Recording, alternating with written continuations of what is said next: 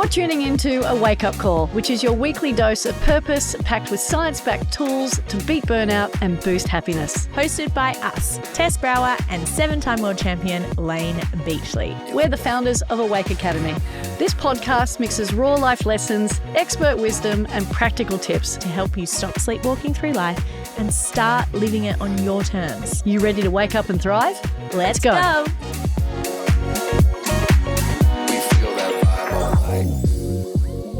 Welcome to A Wake Up Call. I am Tess. And I am Layne. And today we are talking about imposter syndrome because why? Because we all experience it at some moment in our lives, including you and I. Yeah, and it's our mission to help you thrive through life and feel like you've got the toolkit to do so. Silent sufferer. It is. Okay. How are you feeling out of 10, LB? Out of 10, TB. 7?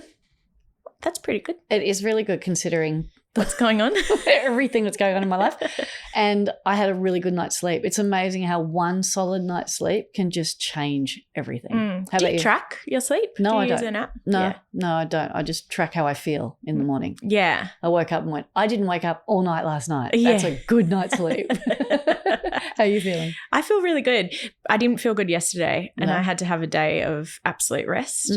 It was a really bad self-care day that I had to force good self-care in. Hang on. It was a bad self-care day. Yeah, I just woke up feeling awful. Oh, did you? Yeah, just like my itty bitty shitty committee was out and I didn't want to do anything self-care. And they're the ones that really test me. So you forced yourself to do self-care. Yeah, What did you do? I wrote in my journal. Uh-huh. Which I wrote some gratitude, but I wrote why I was grateful because I wanted to tap into that energy. Got up, stripped the bed, put fresh sheets on because then I was looking forward to coming home. And how good are fresh sheets? The best. They really are.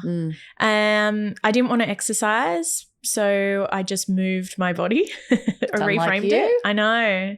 So I went for a walk with Charlie just around the block. I didn't want to do a big one. What else did I do? I didn't want to eat good food. Oh. Yeah.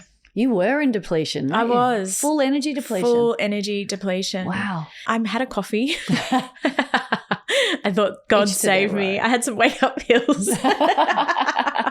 No, I didn't. I just had a coffee and then I thought, okay, what would someone who loves themselves do today and eat? And I had some eggs on toast. Nice. So I included the toast. That was my carb. So no hot naughty. chippies? No. Damn. But then I did have some Loco Love chocolate after that. Oh, So. well. Anyways, because of that rest day, I think I feel about an 8, 9. Wow. Yeah, I feel really good. Excellent. Yep.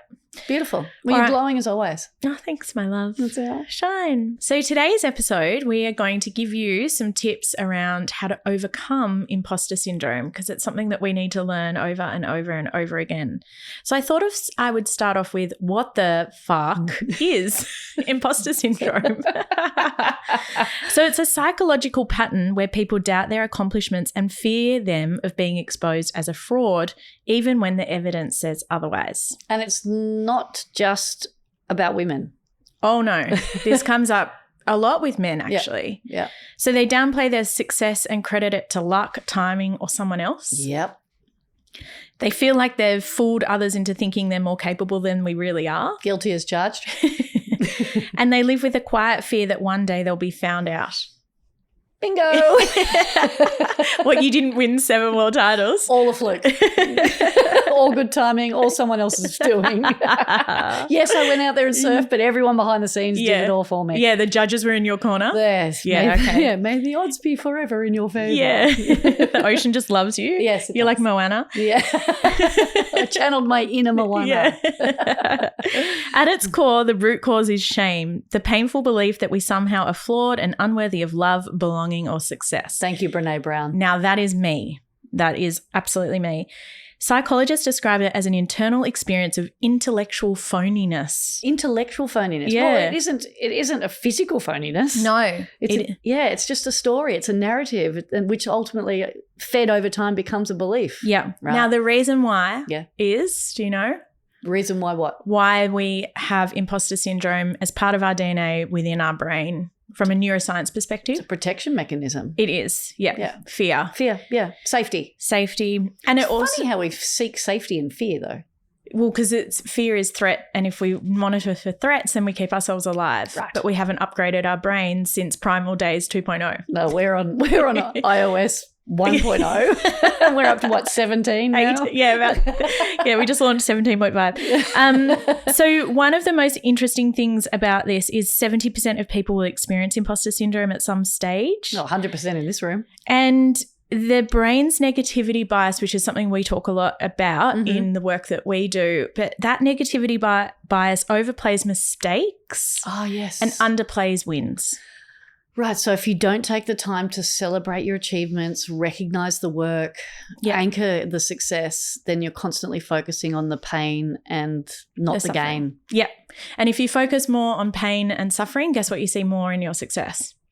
Struggle, pain, more pain suffering. And suffering. Yeah. I thought that was going to be a trick question. No. And the other thing that has happened around these root causes is the rise of social media. And there's a new term called gold-plated grit, where stories of overcoming adversity are shared as only as polished success stories without acknowledging the pain and self-doubt that came with the original struggle. Which is the opposite of the work we do, where we talk about the pain and struggle that we've been through and we're still not gold polished.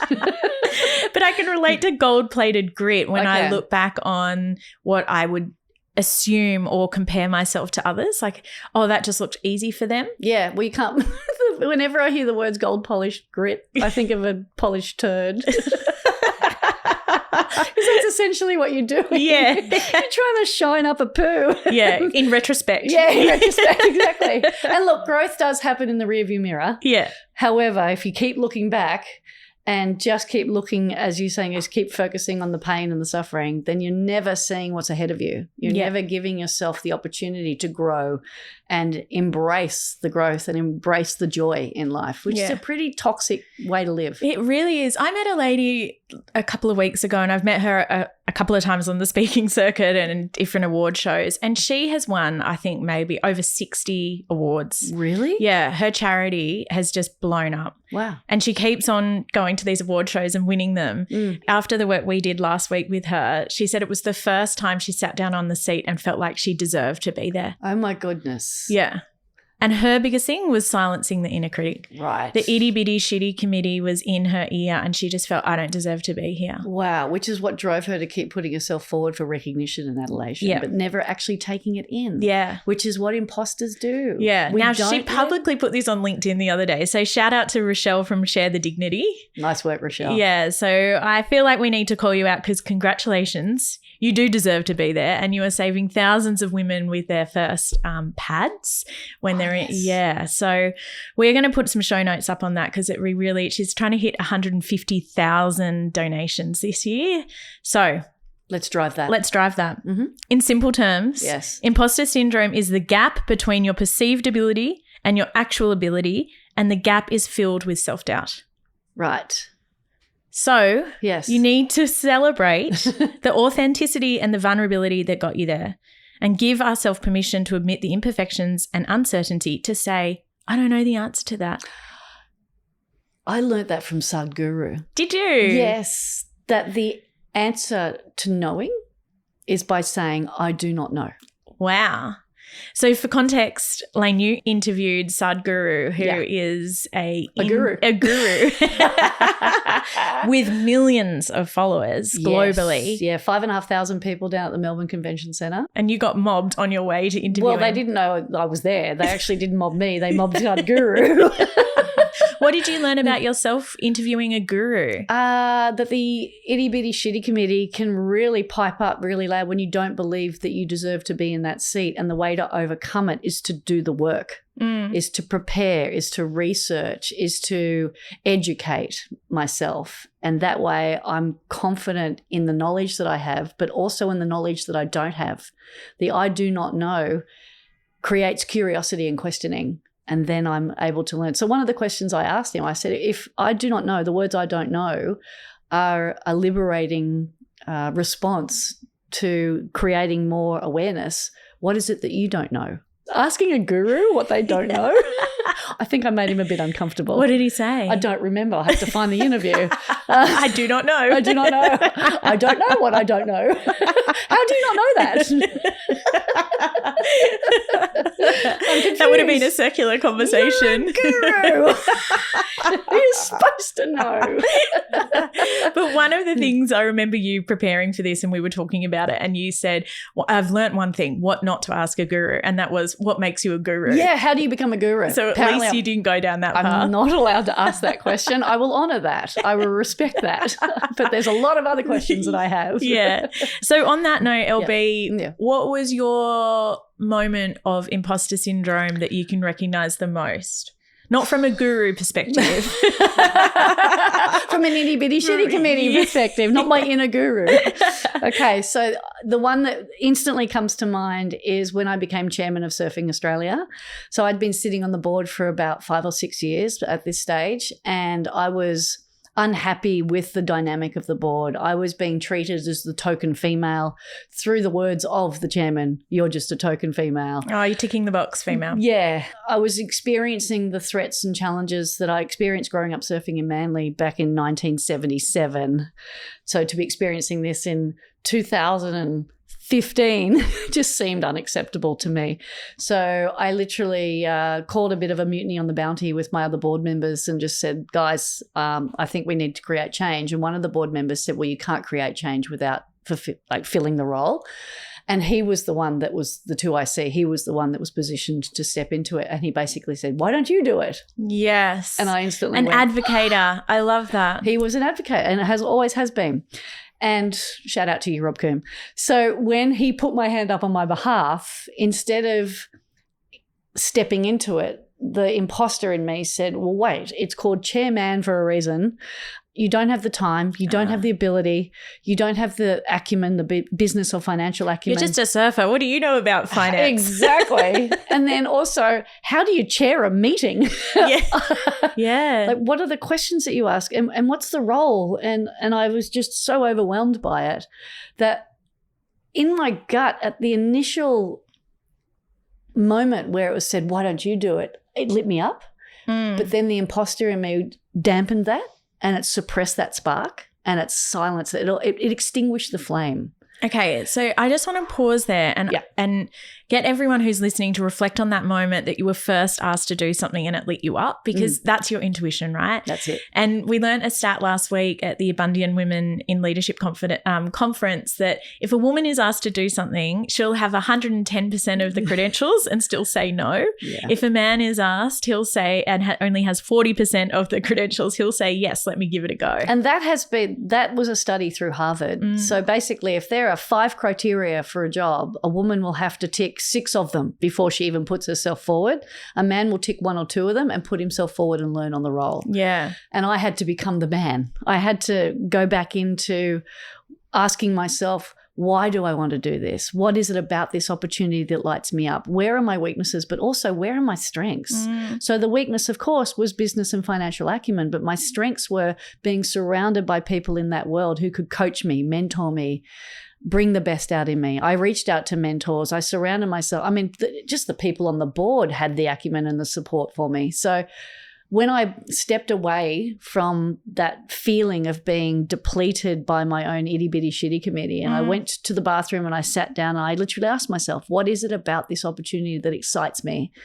And I thought about legacy, impact, growth, empathy, challenging the status quo, like changing. Yeah. There was so many wonderful opportunities. I thought this does light me up. So what scares me of this opportunity are my weaknesses, my flaws. So how can I use my strength of connection, collaboration, communication to come back and fulfill that?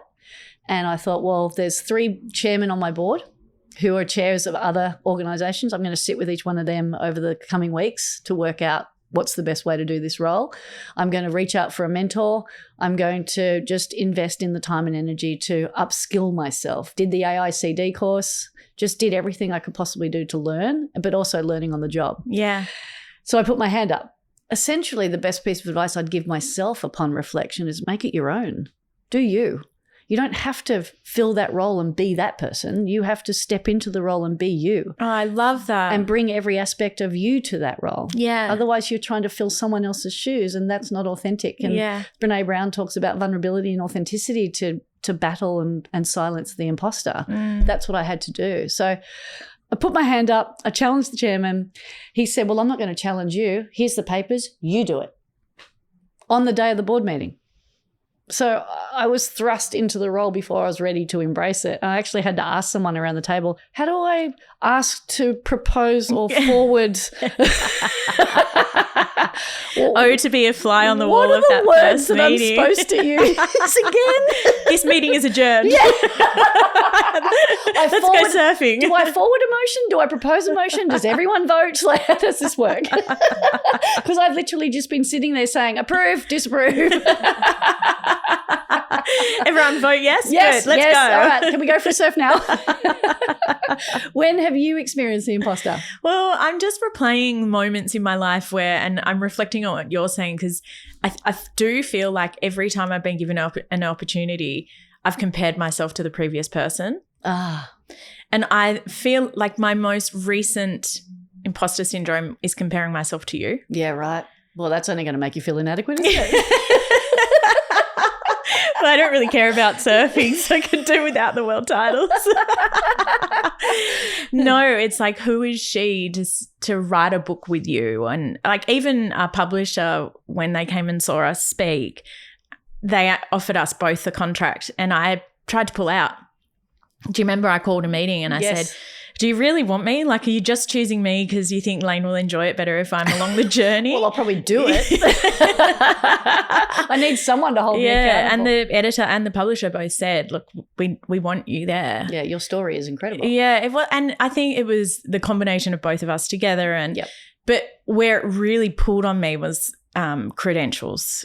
Whilst you and I have done a lot of work, one thing that we're both united by is science and grounding everything in science and understanding what it is. Like, why does this work? Mm-hmm. So it's not snake oil. Yeah.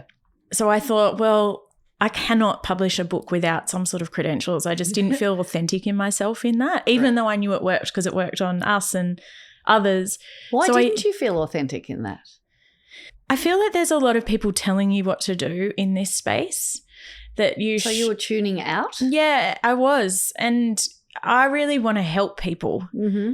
And I wanted to ensure it came from like stability, safety, that we weren't leading people down a garden path that was all in our heads. Like, I really wanted to learn so much more about the science and have a certificate behind me and behind us. Mm-hmm.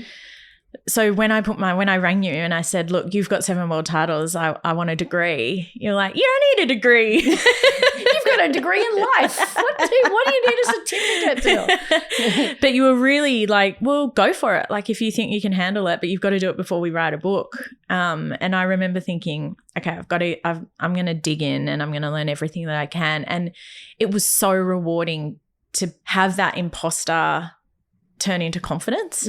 I guess it's you prepared yourself outside the boardroom and got all of the certifications. For me, it was like, I'm going to dig in. And the most beautiful thing was I found out that everything that we were teaching was grounded in positive psychology and hundreds of years of research. And you were ahead of the game too, because the work that we're doing does liberate emotions and old patterns and beliefs, which can be really triggering. Yeah. And with the psychological degree that you now have behind you, it gives psychological safety. Yeah. You were ahead of the psychological safety curve. Yeah. God bless you, God Tess. bless you. Yeah. I didn't do a whole psychology degree. I did a diploma in positive psychology and wellbeing. But the most important thing that I learned about myself is then I wanted to do another one. Then I wanted to do a certification in neuroscience, in leadership and coaching, and that's when I caught myself. When is enough enough? Right. So hang on. The comparison to me, which the Itty Bitty Shitty Committee says I need credentials. Our voices, our inner voices come in a variety of different tones. So if the Itty Bitty Shitty Committee is saying, I don't deserve to be writing a book with a 7-times world champion until I've got this degree behind me, what was it that kept driving the belief that you had to do more, to be more, to do more, to believe, to be more, to achieve more? More. I want to offer more. I just find safety in the certificate. Oh, my God. You need therapy. Yeah, I do. We all do. You found safety in the certificate? No, I get that. There's a lot of people that experience that. Yeah, and I think I know that it's a high achiever. Mentality. Mentality is like they get an MBA and then they do a master's in MBA and then they're like it's more and more and more. So my imposter now has to help me sit in it and go, you have the life experience, you have the degree, you have the science, and you have thousands of people who've done our work. Lean into that. Is that how you establish the belief that enough is enough now? Enough is enough. Right. Yeah. So you have to look at where you're at. It's the what is versus the what if. That's right. Yeah. Yeah. And I play that battle all the time. Plus, I just love this space too, Yes. and I want to know more. But I want to know, why does that imposter feeling make you feel like you're incapable? Because it's fear-driven, and fear is more powerful than love because it's more familiar. So we listen to it more. And because if we go all the way back to that ancestral primal connection and safety, it's all about feeling safe. It's all about feeling like I belong, that I deserve to be here, and that I'm going to be okay here. Oh, you've just given me an aha. That's why I wanted more, because we work with some pretty incredible businesses and incredible leaders, and that sense of belonging. Of standing in front of that room, in front of those leaders. Yeah, with those credentials. Yeah, right. Like, to me, it's you care enough. Right, yeah. It's funny how you can wrap care around it. Yeah. Of course. You've always cared. Yeah. And you've always cared deeply. I feel that if we keep putting the impetus on things outside of ourselves, such as credentials or post-nominals or any letters that go after our name, like PhDs, things like that, the value on ourselves becomes an extension of that. So our identity is continuously connected to things outside of ourselves. Yes. That's what feeds the imposter syndrome, constantly looking outside. So do you feel there was an element of imposter syndrome that made you keep on going back to win more world titles? I'd say so, because if I reflect on the 6 that I won in a row, I don't know if it was imposter syndrome. It was just fear. It was fear of not being worthy of love. I don't believe there was anything impostery, if that's a word. Yeah. Yeah. It wasn't the imposter that was fueling it. It was that 8-year-old girl that didn't feel like she belonged when my dad told me I was adopted. So that I just went back into the fear associated with that. Well, I feel like that is root cause of imposter. It's when that person tells you, well, you don't get, like, you're not a success. You got 98. Where's the other 2 points? Yeah. Yeah. Wow. You know, like, it really is coming back to that worthiness, and do you belong in your family or that family set? Yeah. I experienced it the other day in motherhood, and it wasn't like, I've read a lot of books, I've done a lot of courses, and again, it's in that doing, it stops you from the being. It wasn't an imposter as like, I don't deserve to be a mum. It was, I'm not a good mum. Oh, ouch. Yeah. Where did that come from? Well, it makes me emotional thinking about it, but I just had I didn't read Benji right, and I think as he's a 3-year-old. How do you read him right? That's a mother's intuition. Oh, okay, cool. I knew I shouldn't have gone on a bike ride with him because he was really tired. Right. And I pushed him because I wanted to go for a walk. Right. And I was on this walk with him, and normally he speeds past these bumps and does jumps and looks at fairy gardens and gets really lost in it, but he just didn't want to do it. Yeah. And I was forcing that play. And then he fell off his bike and the tears came and he wouldn't get on his bike, and, you know, the perfect storm. And I started walking away from him because he wouldn't get on his bike and he wouldn't come with me, and I had a deadline. You know, it was all very me focused. Yeah. And I kept on walking, and I saw him crying, and like the shame that this brings up for me. And I just thought, come on, Benji, like, come and follow me. And he just wouldn't. So we had this like Mexican standoff. And eventually he got back on his bike, but then he fell off it again. And I was a bit far down the path because I didn't want to give in to a 3-year-old. Yeah. No, I want him to know that I'm not bringing your bike back to him. Even though he didn't want to be on it in the first place. Yeah. And then I just picked him up and I held him in my arms, and I just said, I'm really sorry, Mummy handled that really wrong. Did he agree with you? Of course he did. But I got home and I just thought to myself, I'm a really bad mum. Oh, yeah. Like, I don't deserve to be a mum. Yeah, wow. Because I couldn't handle that situation, and I know that I could. I know I've done the work. I know that they don't need you to be perfect. Like, it's like they need you 30% of the time to be perfect.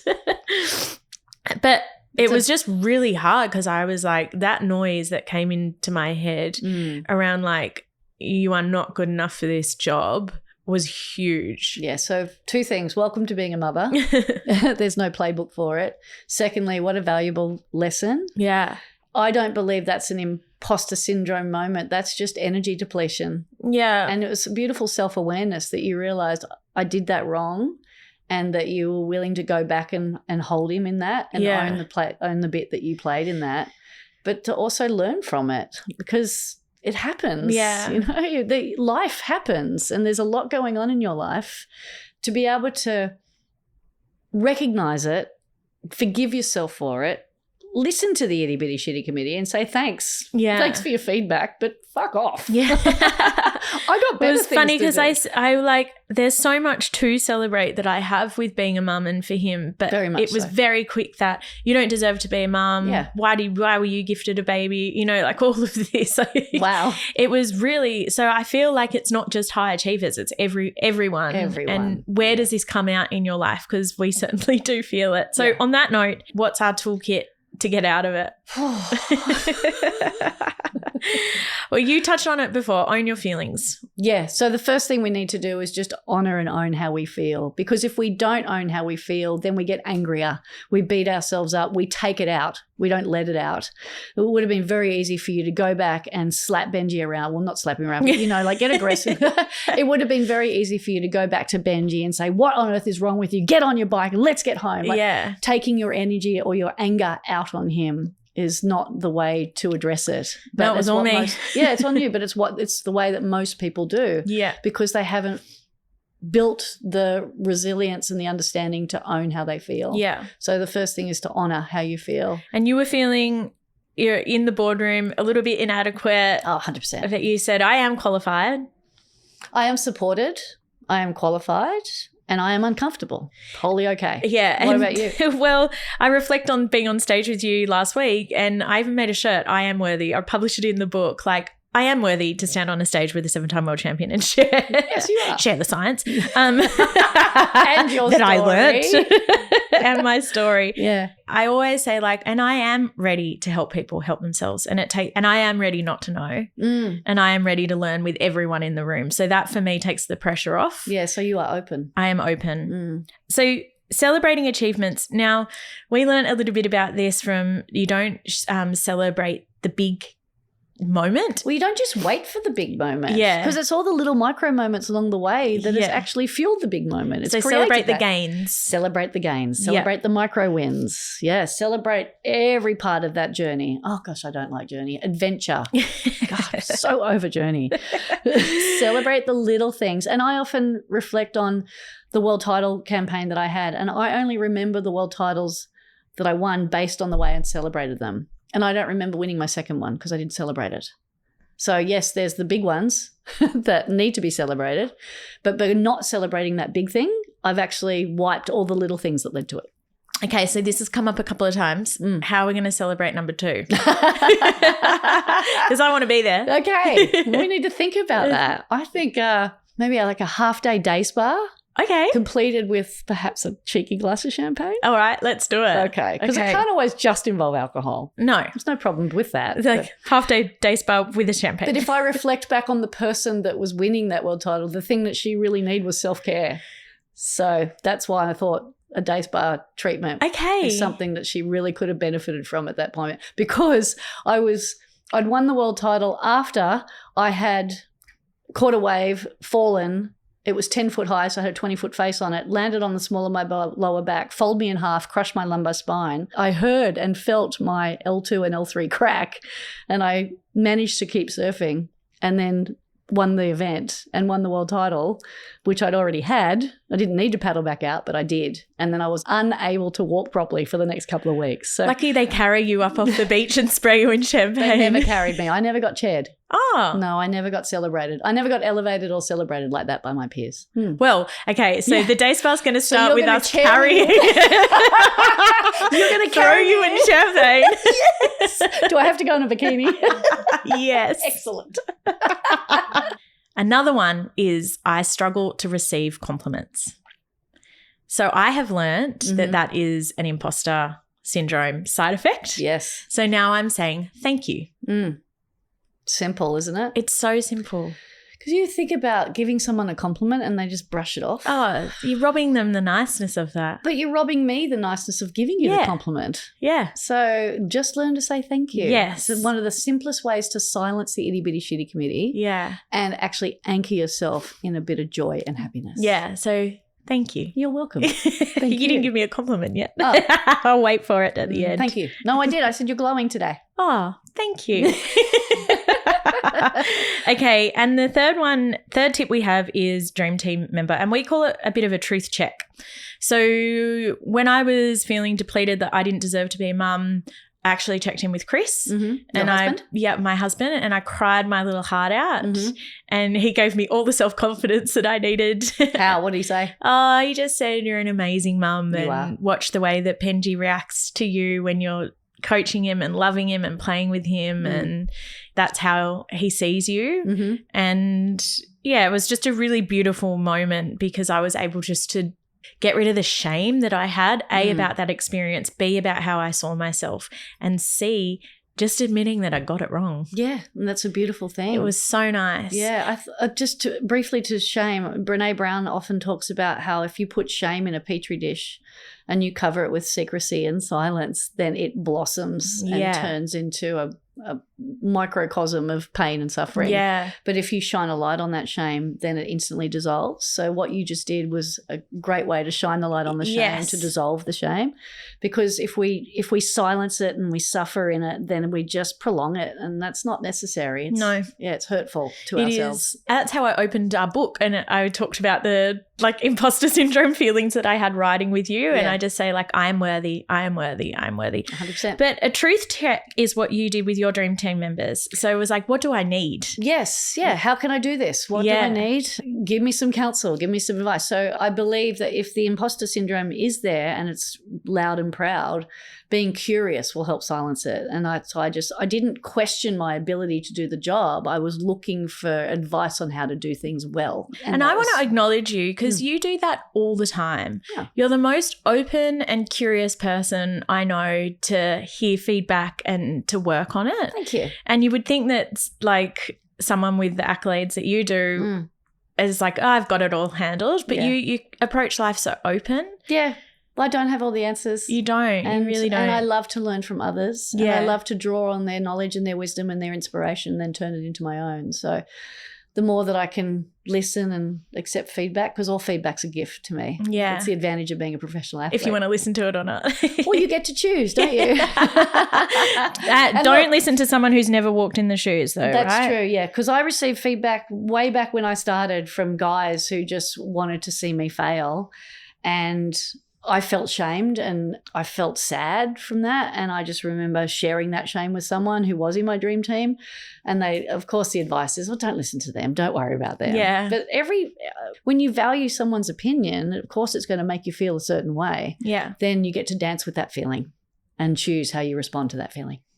Enjoy the dance. Enjoy the dance. So on that note, shine a light on the shame of imperfections. 100%. And we said if you're waiting to feel worthy before you act, you'll be waiting forever.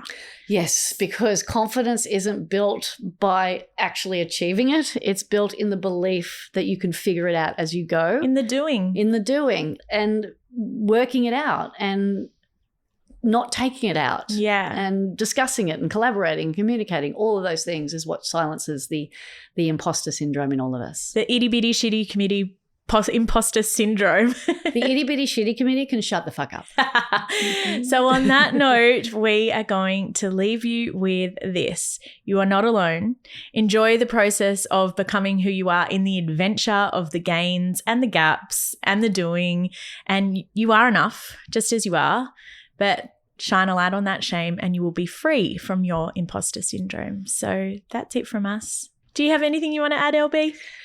I believe we've all earned our seat at the table. We actually just have to have the confidence to sit in it, find our voice in it, and be willing to share it. Own that seat. Own that seat. Enjoy your day, everyone. Own your voice and own your seat. We'll see you next week. Bye. Toodles. And that's a wrap for today's episode.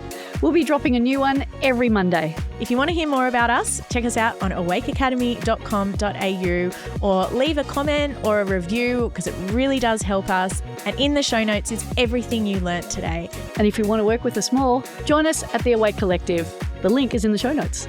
We'll see you next week. Toodles!